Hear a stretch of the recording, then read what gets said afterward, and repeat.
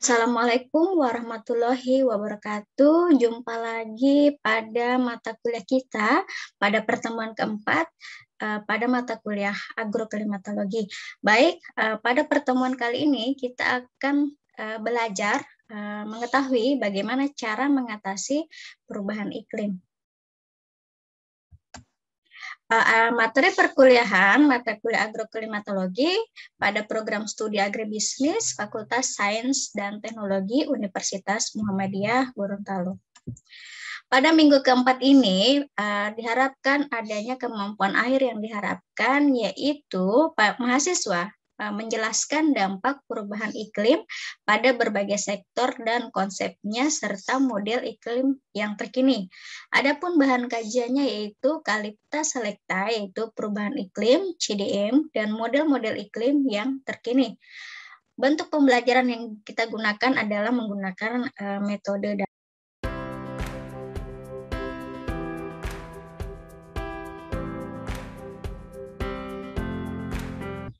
Nah, di sini kita mengetahui apa sih itu perubahan iklim.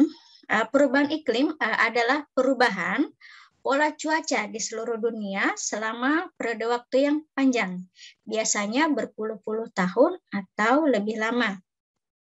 Perubahan iklim itu berarti bahwa pada daratan, hutan, sumber daya air, perilaku binatang, produksi hasil panen, dan hal lainnya itu di bumi akan berubah.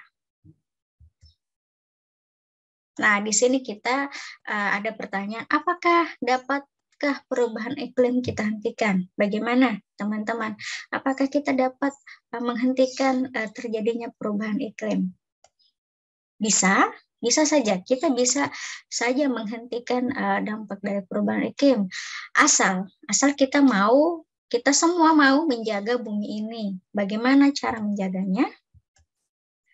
Nah, di sini dapatkah perubahan iklim kita hentikan? Bisa.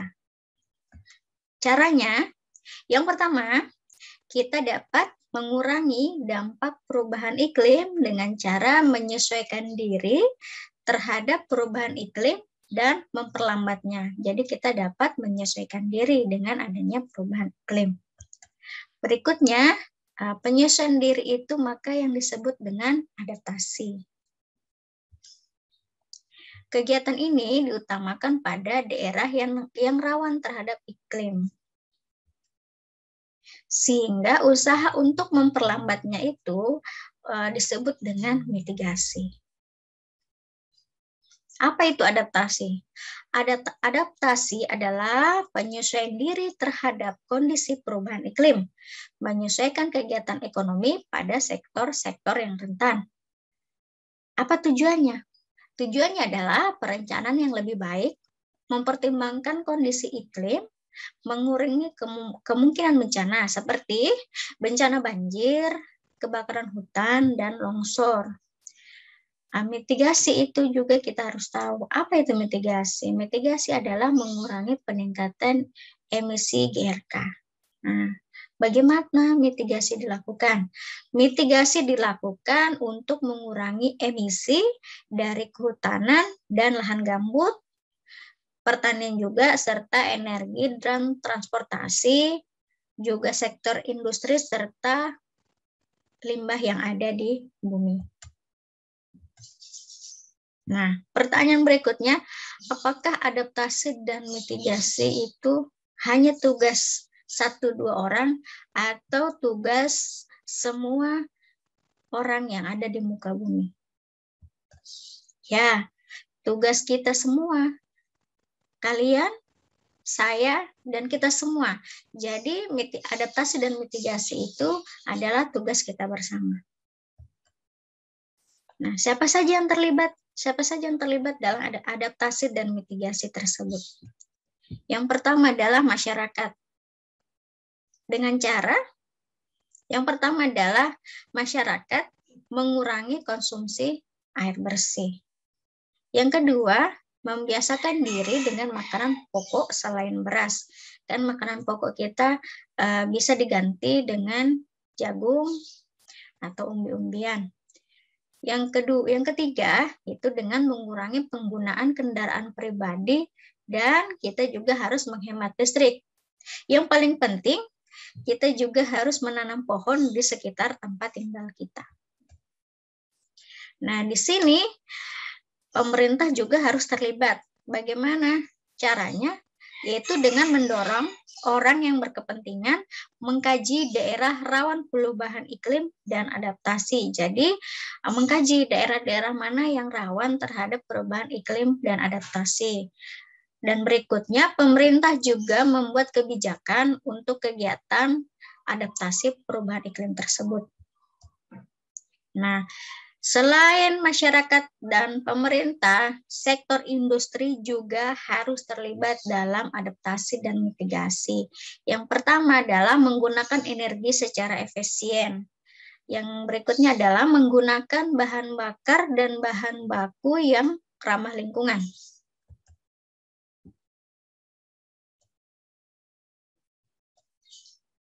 Dan kita harus tahu, apa yang kita harus tahu? Yang pertama adalah kita harus mengurangi penggunaan kayu. Nah, adik-adik, sudah dunia digital seperti ini, kurangilah kita itu mengerjakan atau menulis tugas itu dalam kertas, sehingga tidak ada lagi penebangan kayu dan kita akan mengurangi penggunaan kayu. Juga mengurangi penggunaan batu bara serta minyak bumi, itu minyak bumi, BBM, dan gas dapat membantu kita menghentikan perubahan iklim. Berikutnya, para peneliti juga agar menyarankan kita menggunakan energi alternatif seperti kita dapat menggunakan energi matahari. Nah, energi matahari kita bisa gunakan untuk pemanfaatan listrik di rumah. Juga ada energi angin, gelombang, dan nuklir karena lebih ramah lingkungan. Kan sudah dijual juga banyak di pasaran itu panel tenaga surya. Jadi kita bisa mengganti listrik itu dengan energi matahari. Pohon-pohon juga dapat mencegah perubahan iklim agar banyak menyerap CO2 udara. Jadi, mari mulai hari ini kita tanamlah pohon. Satu pohon, satu orang. Jadi kita membudidayakan bagaimana sih kepada anak cucu kita untuk menanam satu orang, satu pohon. Berikutnya, di sini juga ada lagi pertanyaan. Daerah rawan perubahan iklim itu seperti apa? Kan selama ini kita bertanya-tanya yang seperti apa sih daerah rawan perubahan iklim? Oh, itu artinya di daerah itu berpeluang besar untuk terjadinya perubahan iklim. Seperti apa? Seperti daerah pantai, pertanian, juga kesehatan. Kenapa di daerah pantai? Dampak perubahan iklimnya yang biasa kita lihat itu adalah naiknya muka air laut. Adaptasi apa yang dapat kita lakukan di daerah pantai? Yang pertama, kita dapat membuat tanggul. Jadi bentuknya itu seperti benteng-benteng di daerah pantai. Berikutnya yang kedua, adaptasi yang dapat kita lakukan adalah bangunan di pantai yang rawan terhadap kenaikan air laut harus dilindungi. Jadi kita membuat perlindungan kepada bangunan yang rawan itu terhadap kenaikan air laut. Berikutnya kita menggunakan teknologi untuk membuat air bersih dari air yang sudah tercemar. Serta juga kita harus mengubah. Apa yang harus kita ubah? Kita harus mengubah pola penangkapan ikan oleh nelayan. Nah, di sini kita bisa lihat apa saja adaptasi yang dapat dilakukan pada daerah pantai. Berikutnya kita lihat pada sektor pertanian. Dampak apa saja pada dampak perubahan iklim? Yang pertama adalah adanya erosi pada daerah dataran tinggi. Nah, ini contoh-contoh kasusnya. Ini petani mulai menanam, namun terjadi gagal.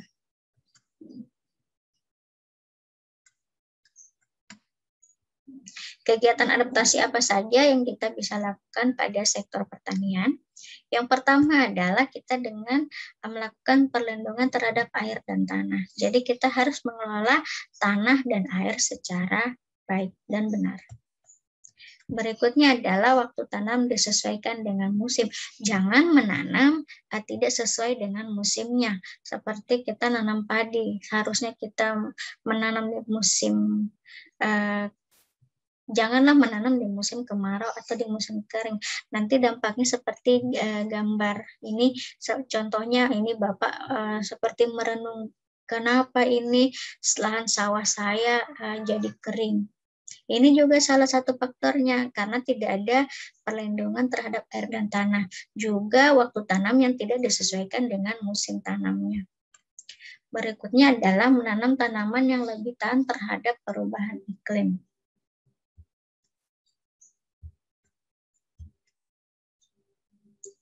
Nah, di sini kita juga melihat pada sektor kesehatan manusia, dampak perubahan iklimnya kita dapat lihat di sini semakin banyak orang yang terkena penyakit malaria, demam berdarah, dan diare.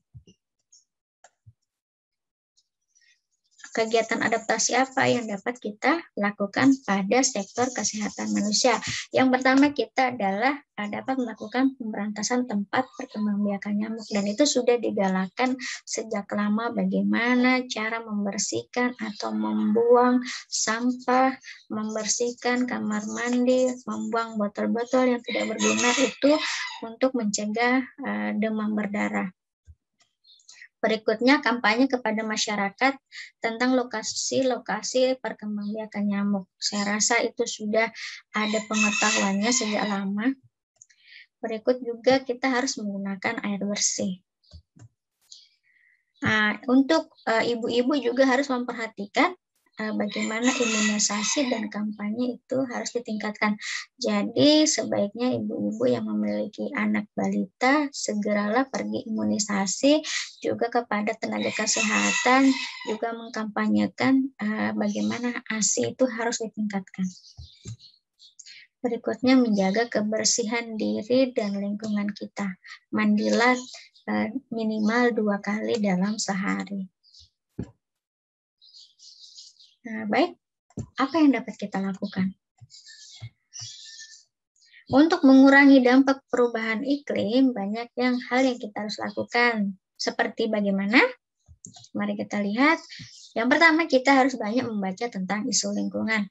Di sini kan kita sudah bisa membuka, kita sudah bisa searching di internet bagaimana itu isu-isu lingkungan yang ada, yang terbaru saat ini. Berikutnya kita harus menghemat listrik. Jangan menggunakan listrik jika memang tidak digunakan.